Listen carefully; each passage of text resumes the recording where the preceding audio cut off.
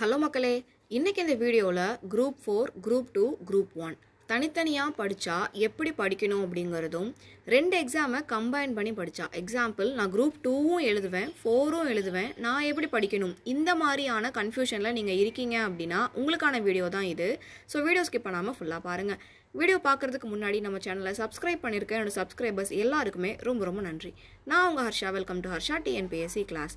First of all, நம்ம ஒரு particular எக்ஸாமுக்கு மட்டும்தான் படிக்கிறோம் அப்படின்னா அந்த ஒரு எக்ஸாம் தரத்தில் படித்தா போதும். இப்போ குரூப் 4க்கு மட்டும்தான் நீங்கள் படிக்கிறீங்க அப்படின்னா நமக்கு தெரியும், தமிழ் 100 கேள்விகள் வரப்போகுது, மேக்ஸ் 25 கேள்விகள். அப்போ 125 கேள்விகளில் 120 கேள்விகள் நம்ம மேலே போடுறதுக்கு முயற்சி செய்யணும். 120க்கு மேலே போட்டிருக்காங்களா, போட முடியுமா அப்படின்னு கேட்டிங்கன்னா போட்டிருக்காங்க, போட முடியும். ஸோ நம்ம 125 கேள்விகளில் அட்லீஸ்ட் 115 கேள்விக்கு மேலே போட்டால் மட்டும்தான் ஜிஎஸ்ல அப்படி இப்படி நம்ம தப்பு விட்டால் கூட 170 நமக்கு தாண்டும். 170 கேள்விகள் நம்ம சரியாக போட்டிருக்கோம் அப்படின்னா வேலை கிடைக்குமா கிடைக்காதா அப்படிங்கிற எந்த சிந்தனையும் இல்லாமல் கவுன்சிலிங்காக நம்ம வெயிட் பண்ணலாம். 160க்கு மேலே போட்டிருக்கோம் அப்படின்னா நம்ம மதில் மேல் இருக்க பூனை மாதிரி தான், கிடைச்சாலும் கிடைக்கலாம், கிடைக்காட்டியும் ஒன்றும் இல்லை. ஸோ அது ரிசர்வேஷன் அடிப்படையில் வந்துடும். பிஎஸ்டிஎம்லாம் உள்ளே வரும், டைப்பிங் முடிச்சிருக்கணும், நிறையா கொஷின்ஸ் அங்கே ரைஸ் ஆகும். அப்போ கிடைக்கிறது அப்படிங்கிறது டிஃபிகல்ட் ஆகிறதுக்கான வாய்ப்பு இருக்குது. ரிசர்வேஷன் கேட்டகரி பொறுத்த வரைக்கும் நமக்கு ரிசர்வேஷனில் முன்னாடி இருக்கும் அப்படின்னா நமக்கு ஈஸியாக கிடச்சிரும். இல்லை ரிசர்வேஷனில் பின்னாடி பிசி எம்பிசிலாம் பின்னாடி வரும் இல்லையா, அவங்களுக்குலாம் கொஞ்சம் லேட்டாக கிடைக்கிற மாதிரி இருக்கும். அப்போ 170+ கொஷின்ஸ் அப்படிங்கிறது தான் குரூப் 4க்கு நீங்கள் டார்கெட் வைக்கணும். 125 கேள்விகளில் 115 கேள்வி மேலே கட்டாயம் போட்டுறணும். இப்போது எல்லாத்துக்கும் இருக்கிற பொதுவான குழப்பம், ஜிஎஸ்க்கு என்ன பண்ணுறது? தமிழ் நான் படிச்சுட்டேன், மேக்ஸ் கூட எப்படியோ நான் போட்டுட்டேன், எனக்கு ஜிஎஸ் ரொம்ப ரொம்ப குழப்பமாக இருக்குது. குரூப் 4க்கு படிக்கிறவங்களுக்கு ஜிஎஸ் எஸ்எஸ்எல்சி ஸ்டாண்டர்ட் லெவல் தான். நீங்கள் டிகிரி படிச்சிருந்தாலும் சரி, 2-3 டிகிரி படிச்சிருந்தாலும் சரி, வாட் எவர், நமக்கு எக்ஸாமோட ஸ்டாண்டர்ட் எஸ்எஸ்எல்சி ஸ்டாண்டர்ட். அப்போ நீங்கள் 10th ஸ்டாண்டர்ட் புக் வரைக்கும் இருக்கிற எல்லாமே கம்பல்சரி படிக்கணும். சயின்ஸ் ஆகட்டும், சோஷியல் ஆகட்டும், எதுவாக இருந்தாலுமே 10th ஸ்டாண்டர்ட் வரைக்குமே நீங்கள் நல்லா தரவாக படித்து வச்சுருக்கணும். இது உங்களுக்கு ஃபஸ்ட்டு. இதை நீங்கள் கம்ப்ளீட் பண்ணியிருந்தாலே உங்களால் ஜிஎஸ் 75 கேள்விகளில் கண்டிப்பாக 60 கேள்விகள் மேலே போட முடியும், ஸ்கூல் புக்கை தரவாக படிச்சிருந்தா. ஏன்னா ஸ்கூல் புக் மட்டும்தானே எஸ்எஸ்எல்சி ஸ்டாண்டர்ட், அப்புறம் ஏன் நான் 75 போடாமல் 60 தான் போட முடியும்னு சொல்கிறீங்க அப்படின்னு கேட்டிங்கன்னா, மிச்சம் கவர் ஆகிற அந்த 15 கேள்விகள் உங்களுக்கு கரண்ட் அஃபேர்லேருந்து வரலாம், இல்லை ஸ்கூல் புக்லேயே 1-2 கேள்விகள் ஹையர் ஸ்டாண்டர்ட்லேருந்து கேட்கலாம், அது கரண்ட் அஃபேரில் கம்பைன் ஆகிற மாதிரி இருக்கலாம். அப்போ கரண்ட் அஃபேர் கேள்விகள்லாம் எஸ்எஸ்எல்சி அப்படின்னு உள்ளே வராது இல்லையா. கரண்ட் அஃபேர்ஸ் அப்படின்னா தனியாக நமக்கு அது படிக்கணும். அப்போ அதெல்லாம் உங்களுக்கு எப்படியும் ஒரு 10 கேள்விகள், 5 கேள்விகள் ஹியூமன் எரர் ஆயிடுச்சு, 10 கேள்விகள் தெரியல அப்படின்னாலுமே உங்களுக்கு 55 கேள்விகளுக்கு மேலே தாராளமாக போட்டுற முடியும். நீங்கள் கேல்குலேட் பண்ணும்போது பார்த்தீங்கன்னா அங்கே நீங்கள் ஆல்ரெடி ஒரு 115 கேள்வி போட்டிருக்கீங்க, அதோட ஒரு 50 கேள்வி கரெக்டாக போட்டிங்க அப்படின்னா இதுவே உங்களுக்கு 165 கேள்வி வந்துடும். அப்போ 55 கேள்விகளுக்கு மேலே அப்படிங்கும்போது 170க்கு மேலே தாராளமாக உங்களுக்கு அங்கே வந்துருச்சு. இதுதான் பேட்டர்ன். குரூப் 4க்கு மட்டும் படிக்கிறவங்களுக்காக சொல்கிறேன். நான் இப்போ குரூப் 2க்கும் படிக்கிறேன், 4ம் படிக்கிறேன். பொதுத்தமிழ் தான் ரெண்டுக்குமே. குரூப் 2க்கும் பொதுத்தமிழ் 100 கேள்விகள் வரும், குரூப் 4க்கும் பொதுத்தமிழ் 100 கேள்விகள் வரும். ஸோ நான் 2ம் படிக்கிறேன், 4ம் படிக்கிறேன். நான் எப்படி படிக்கணும் அப்படின்னு நீங்கள் யாராச்சும் கேட்குறீங்க அப்படின்னா குரூப் 2 சிலபஸ் வைஸ் நீங்கள் படிக்கணும்.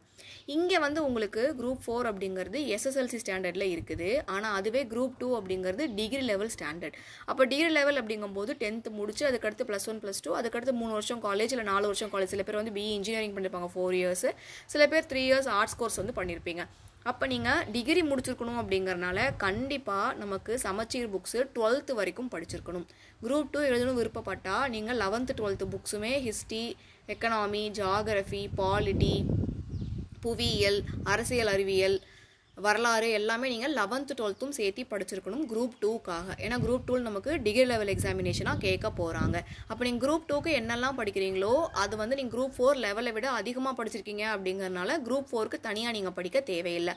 குரூப் 2ல் படித்ததை வச்சு உங்களால் குரூப் 4 ரொம்ப எளிமையாக வேலை வாங்கிட முடியும். புரிஞ்சுங்களா? 4ம் 2ம் சேர்த்து படிக்கிறீங்க அப்படின்னா 2 லெவலில் நீங்கள் படிக்கணும். இப்போ குரூப் 1, 2 and 4 இது மூணுமே நான் ஃபோக்கஸ் பண்ணுறேன் அப்படிங்கிறவங்களுக்காக சொல்கிறேன். குரூப் 1 அப்படிங்கிறதுல உங்களுக்கு 100 கேள்விகளுக்கு தனியாக பொது தமிழோ இல்லை ஜெனரல் இங்கிலீஷோ வந்து கிடையாது. 175 கேள்விகள் ஜிஎஸ் அப்படிங்கிறது மட்டும்தான் இருக்க போகுது. 25 கேள்விகள் மேக்ஸ் வந்து இதான் குரூப் 1ஓட பேட்டர்ன். குரூப் 1க்கும் குரூப் 2க்கும் படிக்கிறவங்க வந்து தமிழ் ஆர் இங்கிலீஷ், குரூப் 2ல் வந்து நீங்கள் எழுத போகிற பொது தமிழ் ஆர் இங்கிலீஷுக்கு தனியாக நீங்கள் எஃபோர்ட் போட்டு படிக்கணும். ஏன்னா இங்கே நீங்கள் படிக்கிற எதுவுமே குரூப் 1ல் அவங்க கேட்க மாட்டாங்க. 175 கேள்வி உங்களுக்கு ஜிஎஸ் மட்டும்தான் இருக்க போகுது. அப்போ 12th ஸ்டாண்டர்ட் வரைக்கும் நீங்கள் எல்லா புக்ஸும் படிச்சுட்டு அதுக்கடுத்து ரெஃபரன்ஸ் புக்கும் படிக்கணும். ஏன்னா குரூப் 1 ப்ரிலிம்ஸ் முடிச்சதுக்கப்புறம் மெயின்ஸ் அப்படிங்கிறது இருக்குது. மெயின்ஸுக்கு தனியாக ப்ரிலிம்ஸ் முடிச்சக்கப்புறம் படிக்கிறது அப்படிங்கிறது கஷ்டம் அப்படிங்கிறனால முன்னாடிருந்தே நம்ம வந்து படிக்கணும். ஸோ இதான் பேட்டர்ன். 4க்கு மட்டும் படிக்கிறவங்க 4ஓட ஸ்டாண்டர்டில் படித்தா மட்டும் போதும். 11th 12th படித்து கன்ஃபியூஸ் ஆக வேண்டாம். 2க்கும் சேர்த்து எக்ஸாம் எழுதுவேன் அப்படின்னு விருப்பப்படுறவங்க 11th 12th சேர்த்து படிக்கணும். 1 படிக்கிறவங்க வந்து ஸ்டாண்டர்ட் புக்ஸை சேர்த்து படிக்கணும். 6th to 12th படித்து முடிச்சுட்டு ஸ்டாண்டர்ட் புக்ஸை சேர்த்து படிக்கணும். இதான் வந்து பேட்டர்ன். ஸோ குரூப் 4ஓட ஜிஎஸ் வந்து உங்களுக்கு இனிமேல் கன்ஃபியூஷன்ஸ் இருக்காதுன்னு நினைக்கிறேன். டவுட்ஸ் இருந்தால் கமெண்ட்டில் கேளுங்க. டெலகிராம் கமெண்ட்டும் எனேபிளாக தான் இருக்குது. நீங்கள் அங்கே வந்தும் கேட்கலாம். ஸ்கூல் புக்ஸை ஃபஸ்ட்டு கலெக்ட் பண்ணி அதுலேருந்து நீங்கள் படிக்கணும். 4க்கு 2க்கு 1க்கு எதுக்கு நீங்கள் படித்தாலுமே ஃபஸ்ட்டு நம்ம இம்பார்ட்டன்ஸ் கொடுத்து படிக்க வேண்டியது ஸ்கூல் புக்ஸு. கொஞ்சம் கொஞ்சமாக ஆர்டர் பண்ணி வாங்கினாலும் ஓகே. இல்லை லோக்கல் மார்க்கெட்ஸில் உங்களுக்கு செகண்ட் ஹேண்ட் புக் வந்து கிடைக்கும் கம்மி ரேட்டில், பாதி ரேட்டில். நீங்கள் அதுவும் வந்து வாங்கிக்கலாம். ரொம்ப டேமேஜ் ஆன புக்காக இல்லாமல் கொஞ்சம் ஃப்ரெஷ் புக்காக இருக்கிற மாதிரி வாங்கிக்கோங்க. ஏன்னா நம்ம நிறையா டைம் வந்து அது படிக்கிற மாதிரி இருக்கும். வாங்கும் போதே டேமேஜ் புக்காக வாங்கிட்டோம் அப்படின்னா கொஞ்ச நாள்லேயே அது வந்து இன்னும் ரொம்ப நிறையா டேமேஜ் ஆயிரும். ஸோ கொஞ்சம் ஃப்ரெஷ்ஷாக இருக்க புக்கை நீங்கள் வாங்கிட்டீங்க அப்படின்னா தான் திருப்பி படிக்கும்போது அது வந்து உங்களுக்கு கன்வீனியண்ட்டாக இருக்கும். புக்கை டாப்பாக நம்ம கழட்டி வச்சுருக்கோம் அப்படின்னா அதை நமக்கு ரிவிஷன் பண்ணுறதுக்கு கஷ்டமாயிரும். ஸ்டோர் பண்ணி வைக்கிறதும் கஷ்டமாயிரும் அப்படிங்கிறனால தான் சொல்கிறேன். மின்னல் வேக கணிதமில் வந்து நான் ஒரு வீடியோ வந்து பார்த்தேன். அவங்களுடைய டெலகிராம் சேனலில் வந்து கொடுத்துருந்தாங்க. அந்த ஒரு வீடியோவில் வந்து அவங்க ஜிஎஸ்க்கு நமக்கு குரூப் 4ஓட ஜிஎஸோட ஸ்டாண்டர்ட் எப்படி இருக்குது அப்படிங்கிறத பற்றி கம்பேரிசனோட ப்ரீவியஸ் இயர் கொஷனோட கம்பைலேஷன் வந்து கொடுத்துருக்காங்க. ஜிஎஸ் வந்து 10th தாண்டி போகுது அப்படிங்கிற கன்ஃபியூஷன்ஸ் இருக்கிறவங்களுக்கு நீங்கள் அந்த ஒரு மெட்டீரியல் டவுன்லோட் பண்ணி பார்த்துக்கோங்க. சேனல் வந்து மின்னல் வேக கணிதம். அவங்க வந்து கொடுத்துருக்காங்க ஜிஎஸ் குரூப் 4ஓட ஜிஎஸ் வந்து எந்த ஸ்டாண்டர்டில் அவங்க கேட்குறாங்க அப்படிங்கிறது. அதை நீங்கள் ஒன்ஸ் பார்த்துக்கிட்டீங்க அப்படின்னா இன்னும் கொஞ்சம் உங்களுக்கு வந்து கிளாரிட்டி கிடைக்கும் அப்படிங்கிறக்காக தான் சொல்கிறேன். என்ன ரெஃபர் பண்ணி பாருங்கள். அண்ட் நிறையா வந்து டெஸ்ட்டு போட்டு பார்க்கணும். So free materials for group 4 நிறைய அவைலபிளாக இருக்குது. இங்கிலீஷ் மீடியமுக்கு சோர்ஸ் வந்து கம்மியாக இருக்குது. ஆனால் அதுவே தமிழ் மீடியத்துக்கு சோர்ஸ் ரொம்பவே ஜாஸ்தி இருக்குது. நீங்கள் அதெல்லாமே யூஸ் பண்ணிக்கோங்க. இங்கிலீஷ் மீடியமாக இருக்கிறவங்களுக்கு வந்து தமிழ் படித்து புரிஞ்சுக்க முடியும் அப்படின்னா நீங்களுமே ஜிஎஸை வந்து ஃப்ரீ டெஸ்ட்டு நிறையா அட்டன் பண்ணி பாருங்கள். டெஸ்ட்டு போட்டு பார்க்க தான் நமக்கு வந்து நிறையா ப்ராக்டிஸ் ஆகும். அண்ட் அதை வச்சு தான் நம்ம வந்து மிஸ்டேக் இல்லாமல் கொஷின்ஸை கரெக்டாக சூஸ் பண்ணி அட்டன் பண்ண முடியும். இந்த வீடியோ ஃபுல்லாக பார்த்ததுக்கு தேங்க்யூ. உங்களுக்கு இந்த வீடியோ பிடிச்சிருந்தா ஃப்ரெண்ட்ஸ் அண்ட் ஃபேமிலிக்கு ஷேர் பண்ணிக்கோங்க. நீங்கள் இன்னும் நம்ம சேனலை சப்ஸ்கிரைப் பண்ணாமல் இருக்கீங்கன்னா சப்ஸ்கிரைப் பண்ணிக்கோங்க.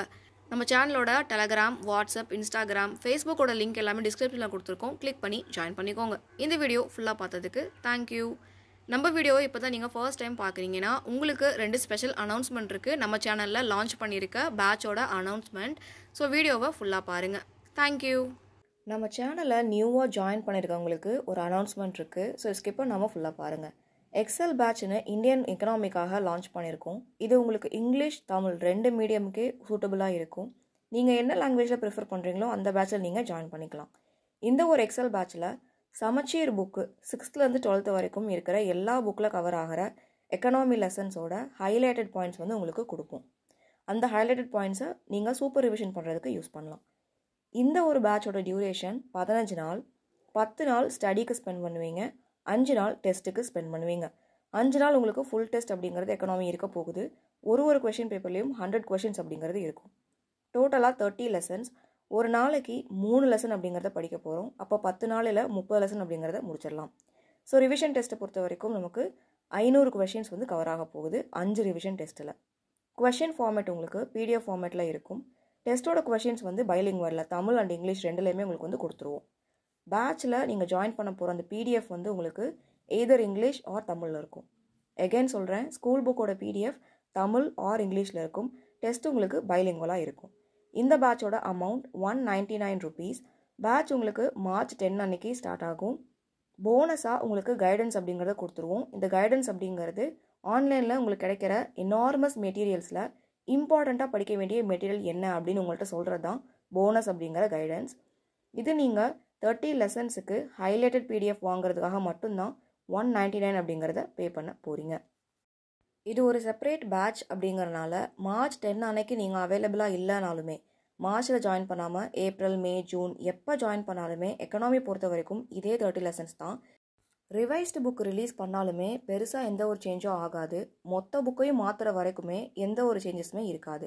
ஸோ உங்களுக்கு எப்போ இந்த பேட்சை இந்த அனௌன்ஸ்மெண்ட்டை நீங்கள் பார்க்குறீங்களோ அப்போ நீங்கள் டெலகிராமில் காண்டாக்ட் பண்ணி பேட்சில் ஜாயின் பண்ணி ரொம்ப கம்மி டேஸில் எக்கனாமியை கம்ப்ளீட் பண்ணிடலாம். TNPSC Indian polity for English medium ஆஸ்பிரன்ஸுக்கு மெயின்ஸ் பாலிட்டி நோட்ஸ் வந்து லான்ச் பண்ணியிருக்கோம். 25 PDF மெட்டீரியல்ஸ் 199 rupees. இந்த ஒரு மெட்டீரியலில் உங்களுக்கு ப்ரிலிம்ஸ் அண்ட் மெயின்ஸில் அனாலிட்டிக்கல் கொஷின்ஸ் கேட்டால் அதை எப்படி அப்ரோச் பண்ணலாம் அப்படிங்கிற ஐடியா கிடைக்கும். அண்ட் ப்ரிலிம்ஸ் முடிக்காமல் மெயின்ஸும் கம்பைண்டாக படிக்கணும் அப்படின்னு விருப்பப்படுறவங்களுக்கு இந்த ஒரு பேட்ச் மெட்டீரியல்ஸ் ரொம்பவே சூட்டபுளாக இருக்கும். இந்த மெட்டீரியல்ஸை பர்ச்சேஸ் பண்ண எல்லாருமே இதே போல் மற்ற யூனிட்ஸுக்கும் கொடுங்கன்னு கேட்குற அளவுக்கு ரொம்ப குவாலிட்டியான மெட்டீரியல்ஸ். அண்ட் பாலிட்டி தான் ஃபஸ்ட்டு வந்து லான்ச் பண்ணோம். பாலிட்டி பேட்சில் ஜாயின் பண்ணி மெட்டீரியல் வாங்கின எல்லாருமே எக்கனாமி பேட்சில் ஜாயின் பண்ணி மெட்டீரியல்ஸ் வாங்கிட்டு இருக்காங்க. ஸோ நீங்கள் இதை வாங்க விருப்பப்பட்டால் நம்ம டெலகிராம் சேனல் கமெண்ட்டில் how to get Harsha's polity நோட்டுன்னு கமெண்ட் பண்ணால் எங்கள் டீம் உங்களை காண்டாக்ட் பண்ணுவாங்க. நம்ம மெட்டீரியல்ஸ் பர்ச்சேஸ் பண்ணுற ஃபுல் டீட்டெயில்ஸ் எல்லாமே டெலகிராமில் தான் இருக்குது. விசிட் பண்ணி பாருங்கள். தேங்க்யூ.